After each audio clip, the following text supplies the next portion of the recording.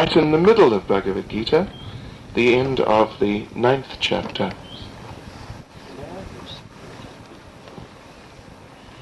So I'm going to read from Bhagavad Gita as it is, translation and commentary by His Divine Grace A.C. Bhaktivedanta Swami Prabhupada. Chapter 9, the most confidential knowledge. And I'm going to read verse 26 and verse 27. Krishna says, Patram pushpam palam toyam, yome bhaktya prayachati, tadaham bhaktyuparitam, ashnami prayatatmanaha.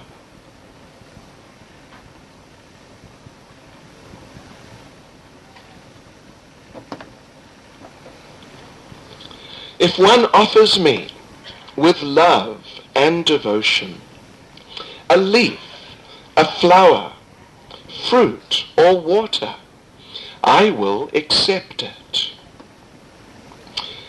And we'll read a little bit of the purport by Srila Prabhupada. This is verse 26. And then after a little while we'll also read verse 27.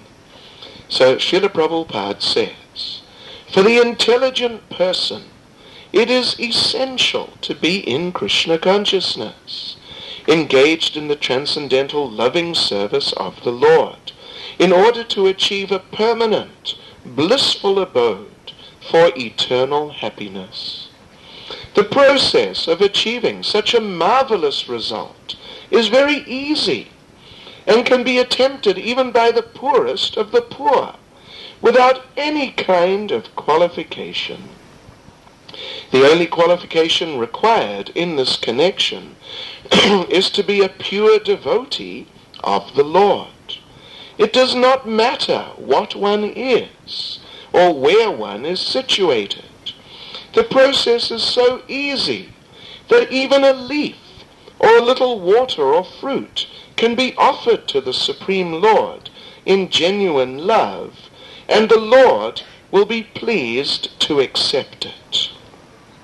No one, therefore, can be barred from Krishna consciousness, because it is so easy and universal. Who is such a fool that he does not want to be Krishna conscious by this simple method, and thus attain the highest perfectional life of eternity, bliss, and knowledge? Krishna wants only loving service and nothing more. Krishna accepts even a little flower from his pure devotee. He is not in need of anything from anyone because he is self-sufficient, and yet he accepts the offering of his devotee in an exchange of love and affection. To develop Krishna consciousness is the highest perfection of life. Bhakti is mentioned twice in this verse in order to declare more emphatically that bhakti, or devotional service, is the only means to approach Krishna.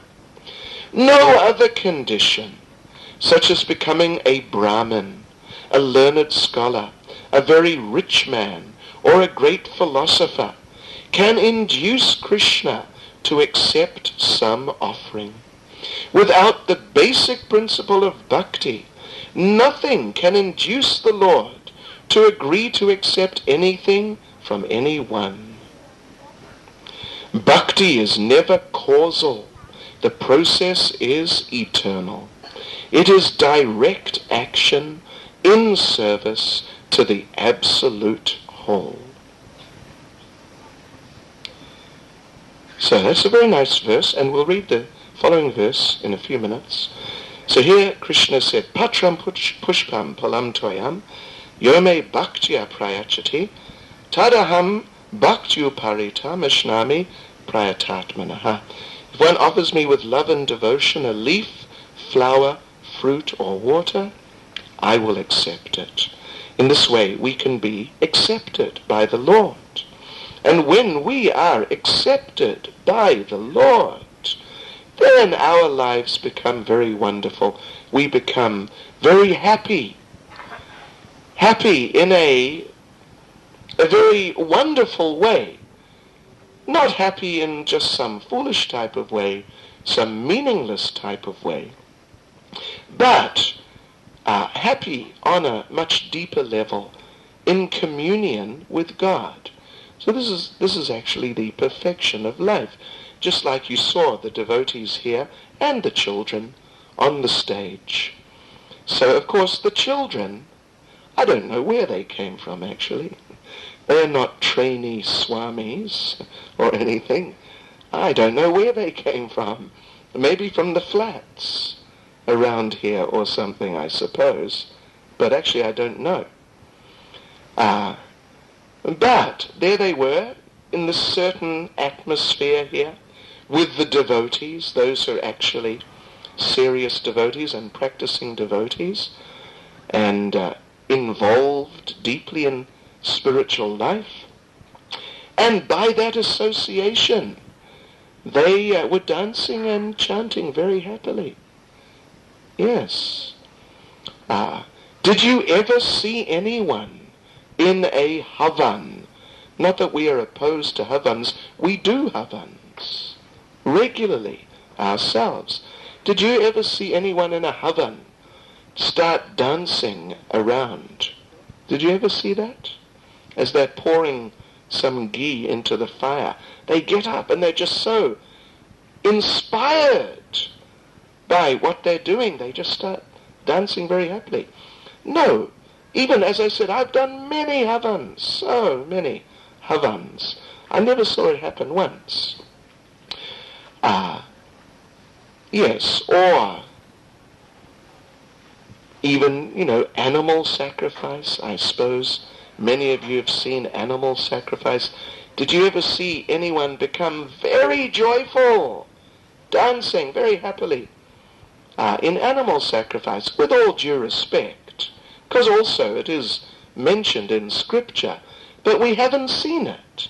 And I'm sure you've not seen it. But here, in this age of Kali, in this current age we're in now, the recommended process, the most effective process, which works the most easily and the most quickly, is this process of chanting the holy names. It brings one to the spiritual platform very quickly and very nicely. And what does that mean, that it brings one to the spiritual platform? Well, the first thing it means is one becomes very happy, very blissful, as one becomes elevated. One's mind becomes lifted out of the ordinary everyday affairs that we're normally thinking about, this and that, and how our family is, and how work is, and, all these things, what I need to get in the shops, and so on. So the mind becomes elevated out of all those ordinary things to a higher level. This is religion after all. It is meant to be for a higher level, to elevate us. Not just another same old thing, but just in a little different way. No, it is something higher. Contact with God. So spirit, Lord Brahma, the creator, he defines spirit as Sat Chit Ananda.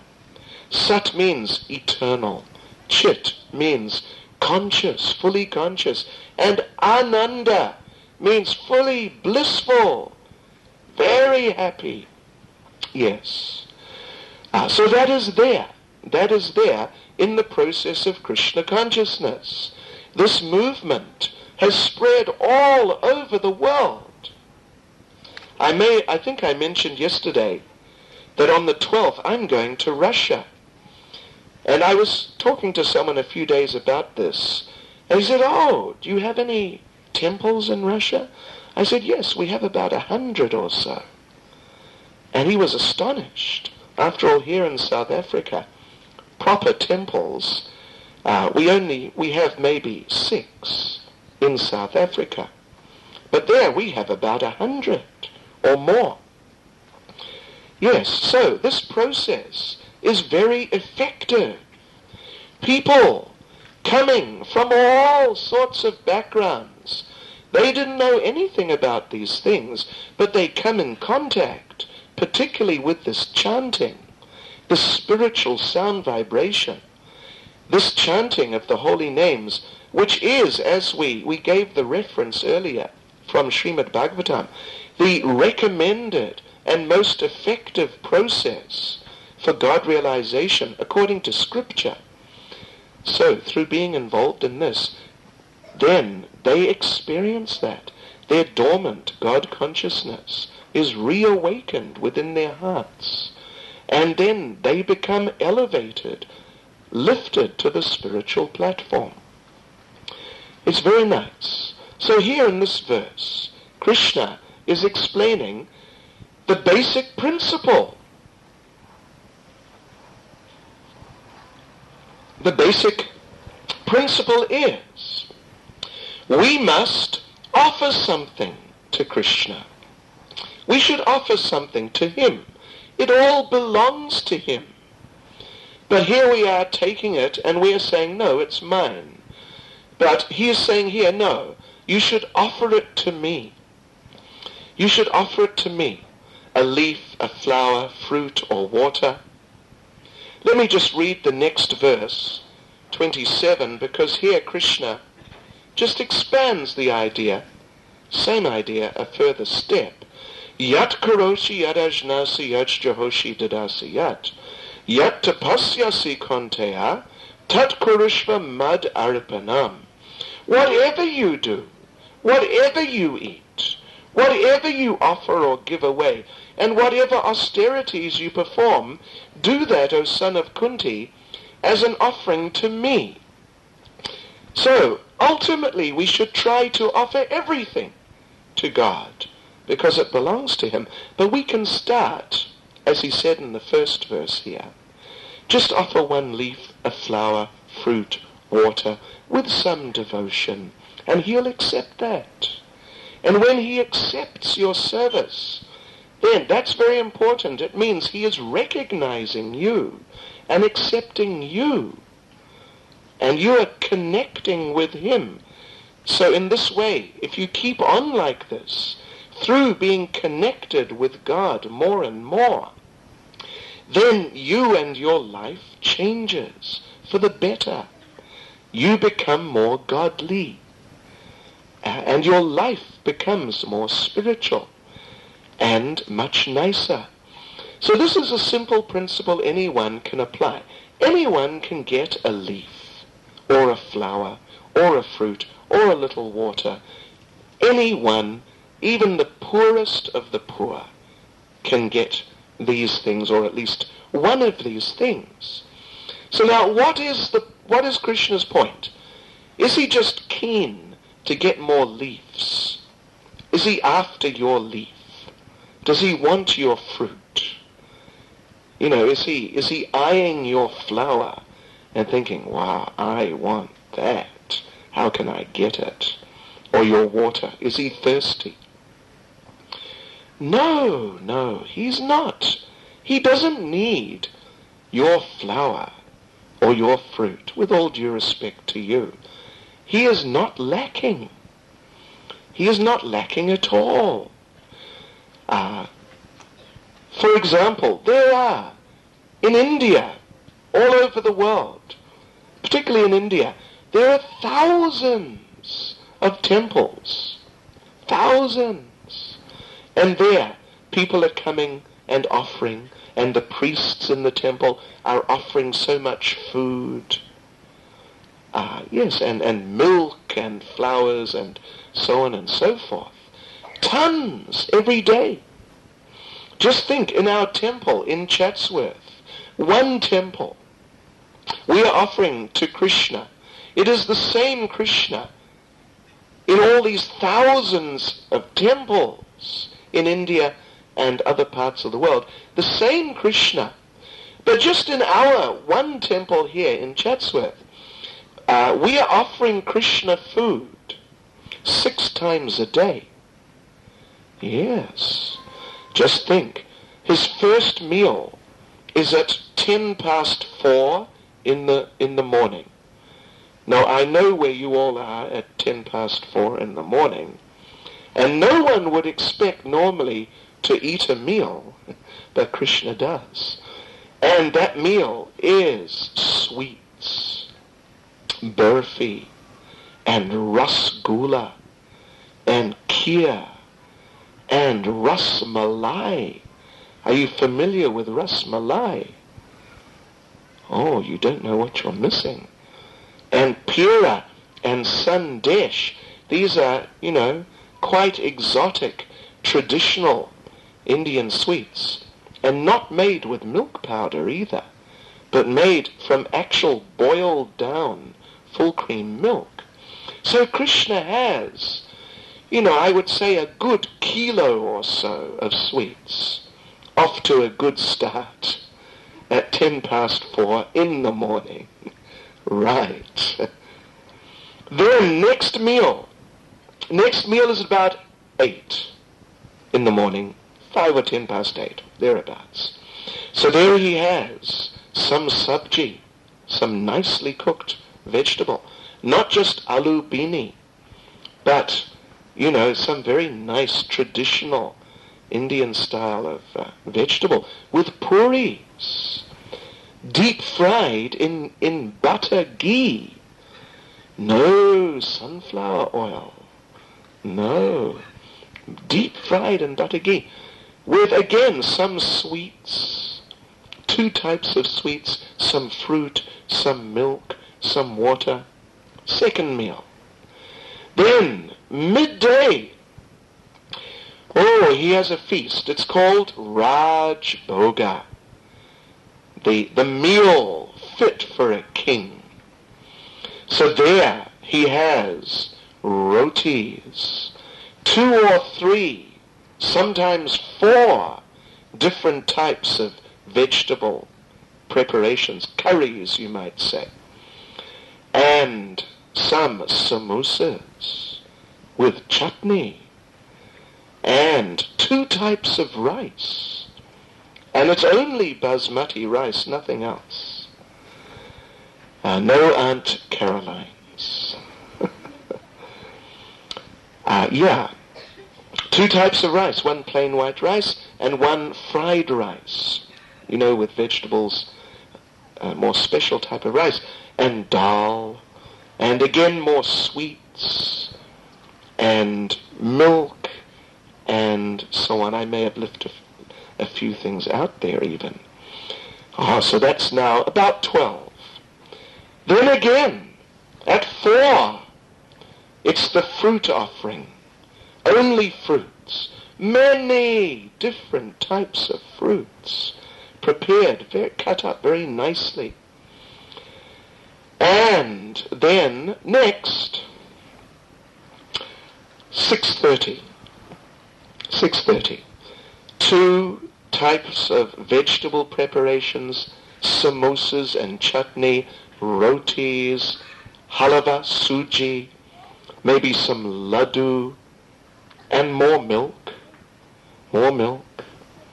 Everything done in butter, ghee. No sunflower oil, not a drop. So that's 6:30. Then, finally, 8 o'clock, deep fried in butter ghee, deep fried vegetables with puris, with pakoras and chutney and suji and milk, more milk. Krishna, after all, is makhan chor, the butter thief. He loves milk products. So Krishna is getting this in our temple in Chatsworth every day, 365 days a year. If we ate that for even just a week, if we ate sumptuously like that, then we'd get sick. We'd get very sick. But that same one Krishna, he's eating like that in Chatsworth, also in our temple in Lenasia, and in thousands of other temples around the world. So, you think he needs your banana? Here, Krishna, are you hungry? Would you like a banana and a quarter of a liter of clover milk? Well, he doesn't need it like he's lacking. He doesn't need it. But he accepts it. Actually, he wants it, in the sense that he wants to interact with you. He wants you to serve him so that you will be benefited. So that you, any of us, having been in this material world, struggling, here we have the human form of life, but perhaps we've been in many other forms of life that we don't know, in the cycle of birth and death, struggling so much, but he wants to give us the chance to connect up with him again and re-establish our relationship with him again. In this way, become free of the problems of day-to-day life. Even during this life, we can become free. And at the end of this life, we can go to the kingdom of God for eternal life, full of bliss and full of knowledge. So he does not need our leaf or fruit or flower or water. But he would like it because he knows in this way he has an exchange with you. He connects with you, or rather, you connect with him. And in this way, your relationship with him develops on the basis of service. I'll tell you one little story. In fact, it's to do with bananas. That Krishna one time, while Krishna was here on this planet, 5,000 years ago, Krishna went to Hastinapur, where the ruling family was living. At that time, Duryodhana, he was not actually a nice person, but somehow he was ruling. So Krishna went there. Duryodhana met him in the street and invited him, "Come to my house for lunch. We'll prepare a royal feast for you. You'll be the royal guest of honor. Come at lunchtime." So Krishna continued on. Then he met his old friend and very dear devotee, Vidura.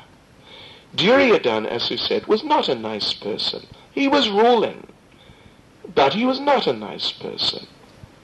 He was not a devotee at all, a very ungodly man.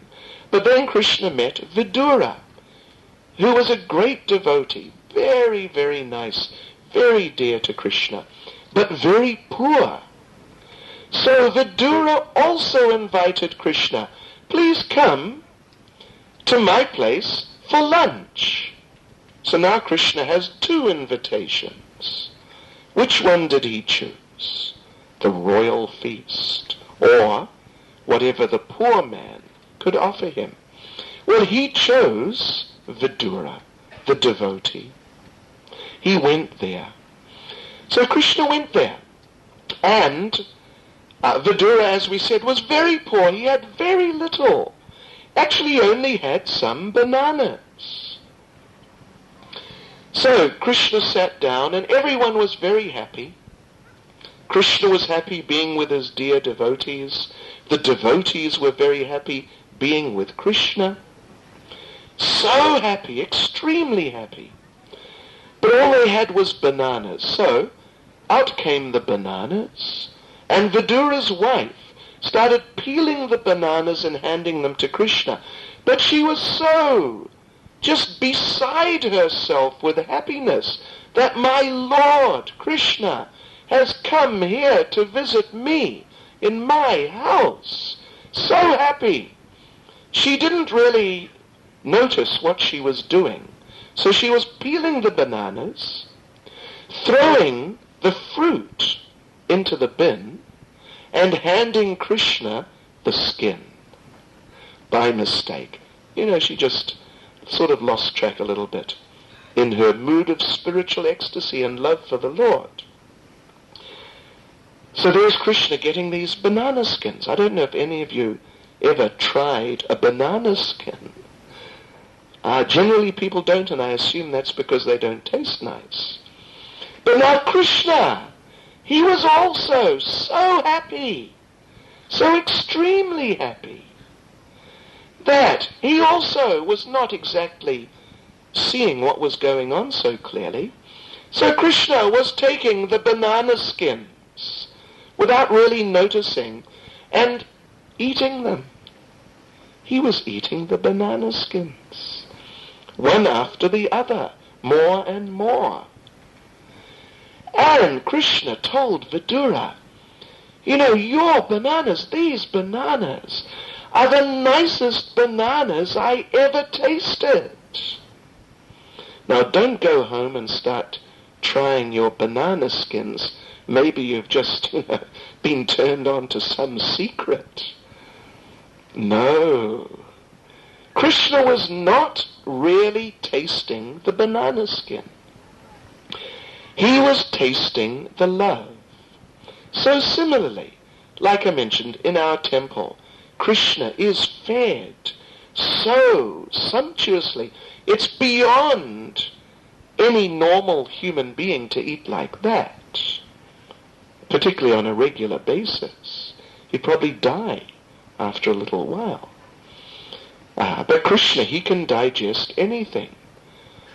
And then it's happening in thousands of temples. One Krishna in thousands of temples is eating so much.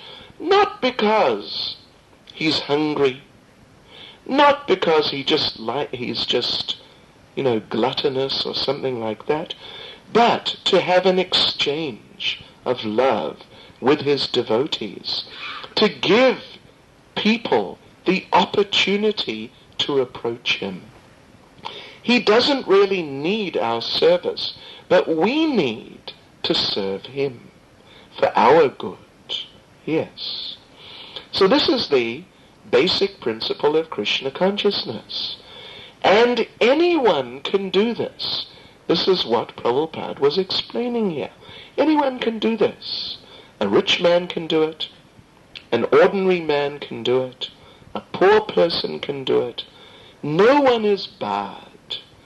But through this process of serving Krishna and offering our food to him, offering our activities to him, even just a little bit, he says one leaf, he's speaking in the singular, one fruit, one flower, just one. So even if we do a little, what to speak of if we offer our lives to him, then he very mercifully will accept. I'll close this part by just telling you one little story about Lord Ram. That when they were building that bridge, if you're familiar with the story, across to Lanka, and then they were going to attack Ravan and rescue Sita, but first of all they were on the other side and they had to build the bridge. So at that point, before they built the bridge, they were there on the other side, on the India mainland side, when suddenly they saw one aircraft is coming. Not a Boeing 747 or something like that. This was a mystical aircraft made of flowers. Oh, I can almost read some of your minds. What do you mean, a mystical aircraft made of flowers? Things have become so degraded now that we have to use these monstrous machines. But in those days, simply with mantra, they could release weapons.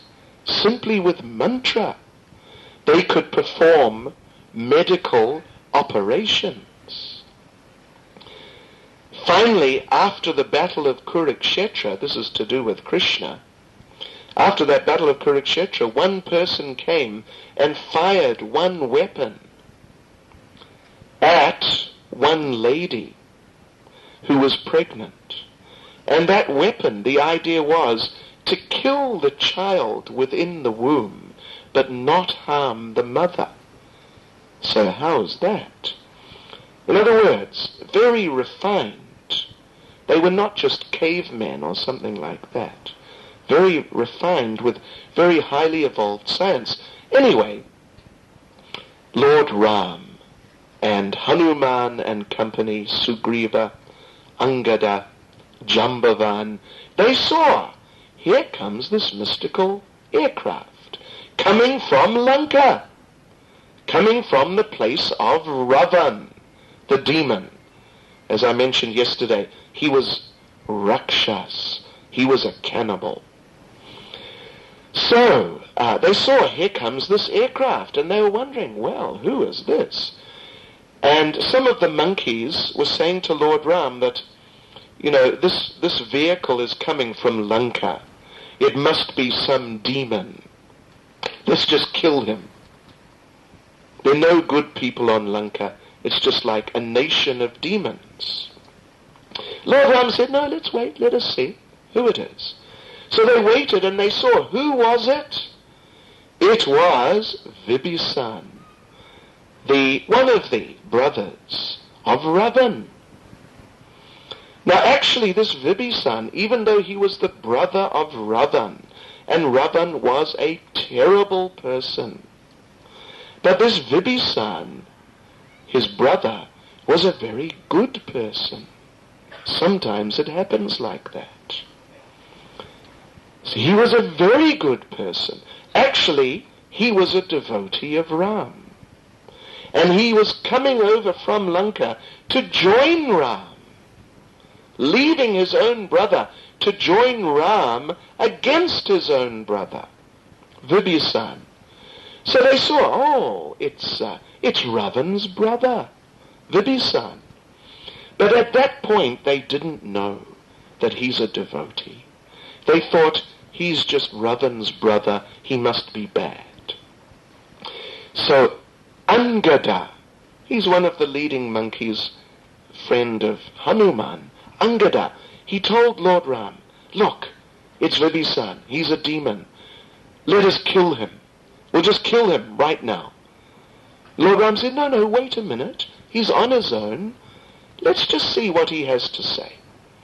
But Angada and some of the others, they were really thinking, no, let's just kill him. He's up to no good. But Lord Ram was saying, no, just be calm and wait. So Vibhisan landed. And Angada and company were saying, come on, he's a demon. Just let us kill him right now. And Lord Ram, he said, no, very calmly, please, just wait. He's on his own. Just let us hear what he has to say. So Vibhisan came and fell at the feet of Lord Ram, because he was a devotee. Although they didn't know it really yet, but actually he was a devotee. He fell at the feet of Lord Ram. And Angada and his friends were, just saying, come on, they're practically going wild. They wanted to kill him. So then Vibhisan said, my Lord, from this day on, I am yours. And Ram picked him up and embraced him and accepted him. And when this happened, Angada and his friends, they just lost their cool altogether. They just didn't like this at all. So they're telling Ram, come on, don't do this. He's a demon. And Ram got a little angry, or say, a little strong, a little firm. He said, Angada, even if Ravan himself came and surrendered to me, I would accept him immediately. And then the Lord spoke one famous verse. It's there in Ramayana. He said that anyone who approaches me and who says, "My Lord, from this day on, I am yours," Lord Ram said, I will never forget that person. I'll never forget him, ever. Even if he goes a little off track at some point. But I'll bring him back. I'll carry him back. He said, I will come and catch him by the hair and drag him back. So if any of you, you're all nice people. Anyone who's a devotee, trying to be a devotee of Krishna, of Ram, but somehow maybe you go off track a little bit and you end up in the disco or the nightclub dancing on the table or something, a little extreme. And suddenly you feel someone grab you by your hair and drag you out. Maybe it's Lord Ram. But don't force him to do that. But please, we should understand this. The Lord is very merciful. But, as Krishna says in Bhagavad Gita, Sarva dharman parityaja mam ekam sharanam vraja aham tvam sarva papebhyo mokshayashami ma shuchaha.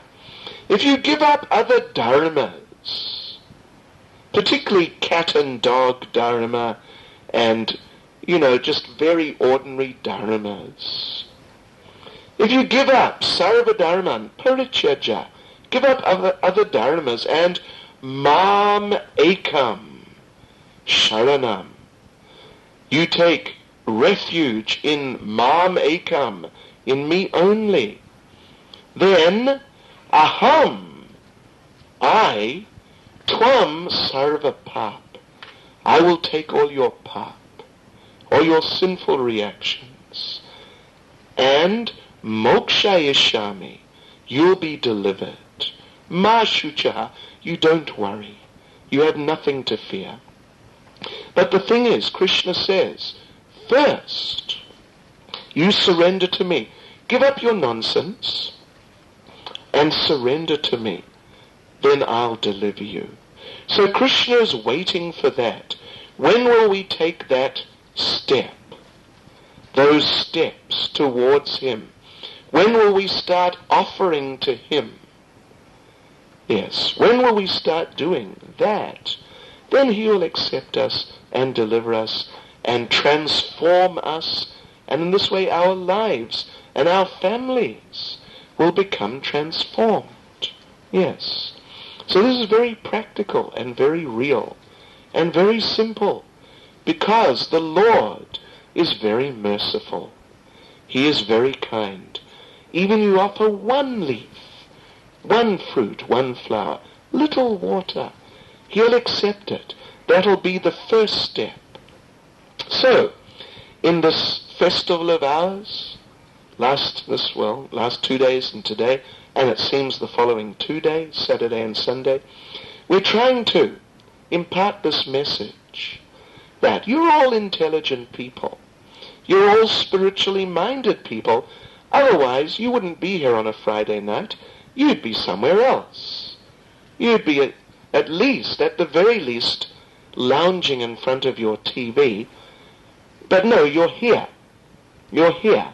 So this means you're spiritually minded people, thoughtful people, intelligent people. We're not flattering you. This is clear, actually. Therefore, you're here. So, now, try and take it a little further, step by step. Move further forward in your spiritual lives. As we said, not that you have to throw everything away and just give up everything, become a Swami. We don't expect that. Krishna doesn't want that, even. He doesn't really want that. He wants you more as you are. Yes.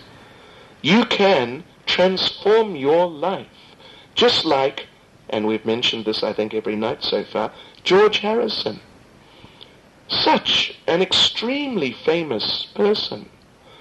100,000 times more famous than all of us put together.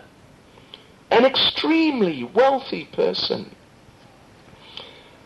A household name throughout the entire world.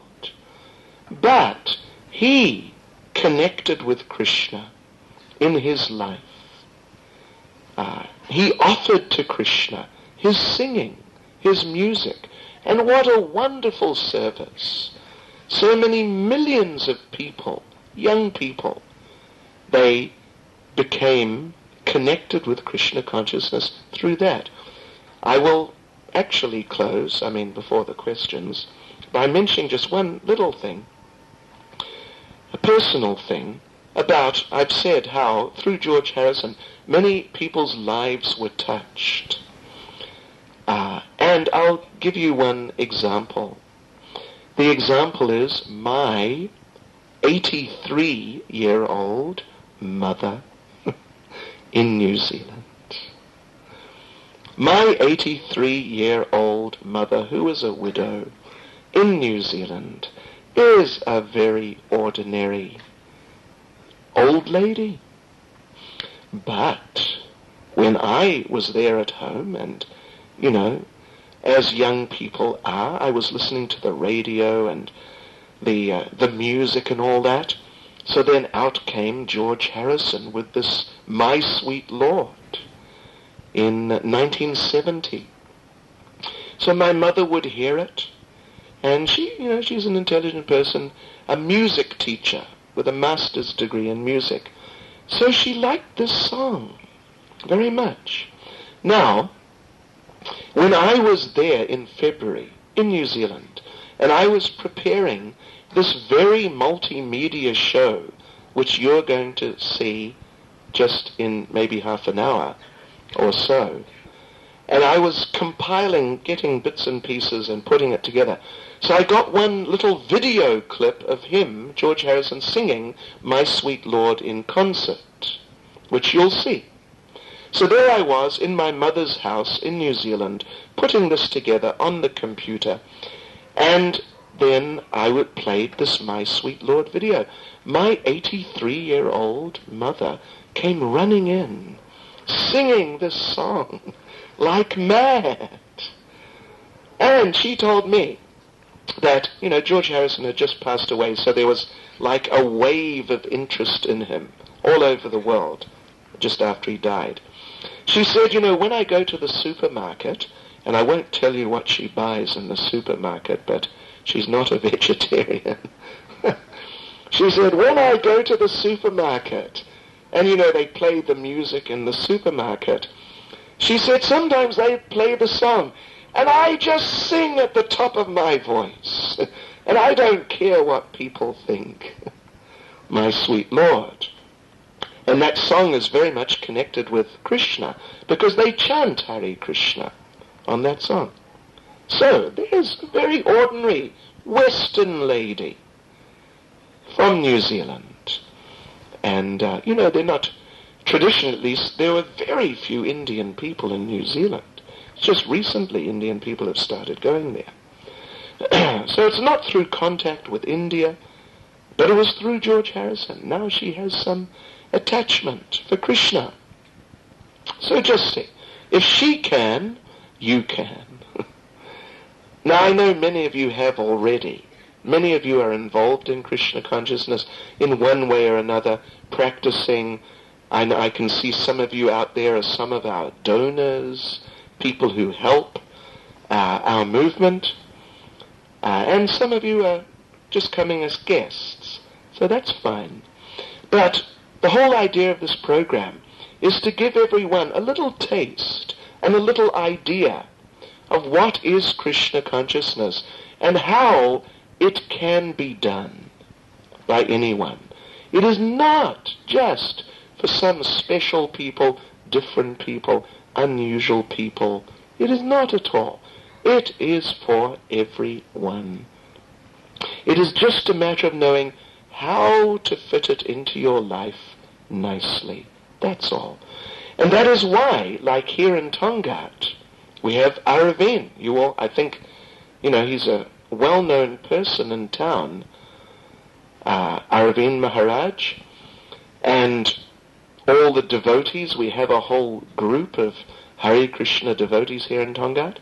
So if you are enjoying this and finding this interesting, don't just cut it off, when you go home and sort of forget about it or put it on the back burner even. But speak to the devotees. Come to the programs. Every Tuesday night we have a program at that Tirupati temple, up the hill here. In the basement they have a small hall. Every Tuesday, 7 o'clock or so, we have a program. Come along. Get involved a bit. Give it a try. Give it a try and see for yourself and make up your own mind. Yes. So Krishna consciousness is very nice and very practical and for everyone. So, for your own benefit, give it a try. Help yourself. Give it a try and see the benefit, how your life becomes transformed very positively, very nicely. You become very happy. So now, I'll answer, let's see, 1 or 2 questions, and then we'll carry on with the dance.